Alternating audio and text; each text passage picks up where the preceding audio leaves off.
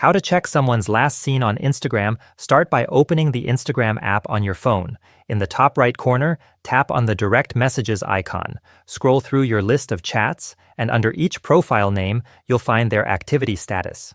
If you don't see it there, tap on the conversation, and at the top under their name, you should notice their last seen information, such as active now or active a few minutes and hours ago. If the last seen status doesn't appear, it may be because either you or the other person has turned off the activity status. To verify this, go back to the home page. In the bottom right corner, tap on the profile icon. Once on your profile, click the 3 horizontal lines in the top right corner. From the menu, choose Settings and Privacy. Scroll down to the section called How Others Can Interact with You, then tap on Messages and Story Replies. On the new page, look for Show Activity Status.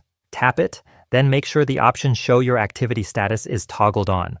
Now, go back to your direct messages.